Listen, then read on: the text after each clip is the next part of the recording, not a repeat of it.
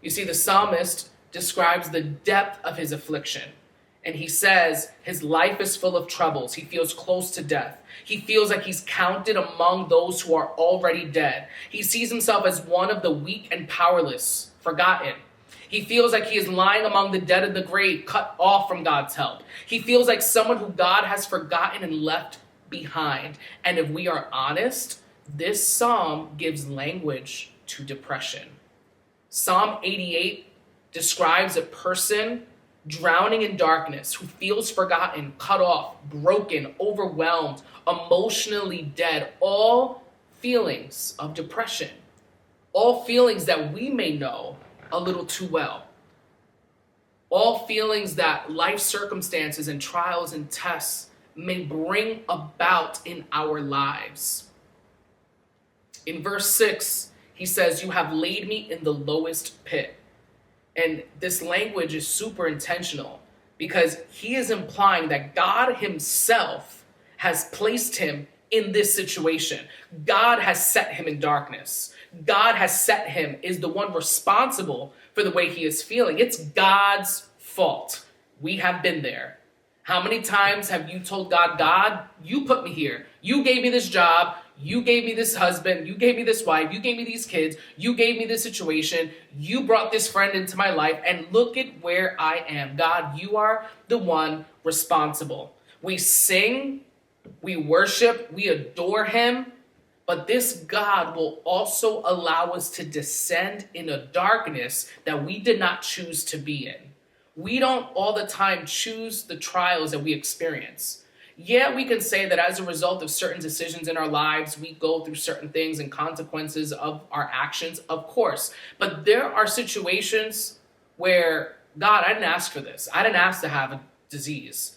I didn't ask for my children to be sick. I didn't ask for my life to be this hard and this difficult.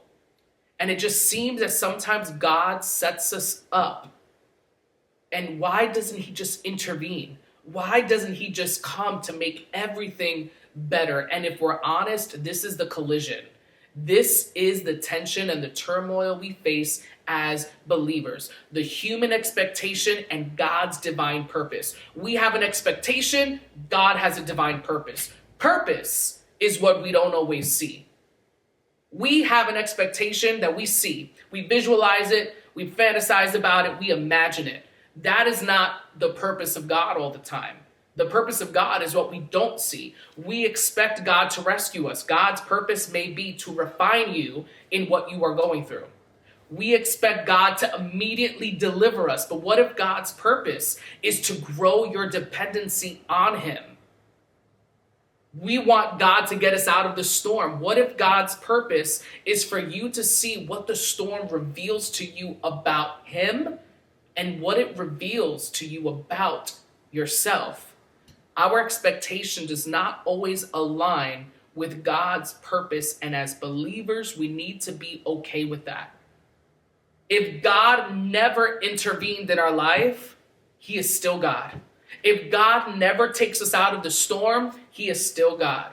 If God never changes our situation, he is still good.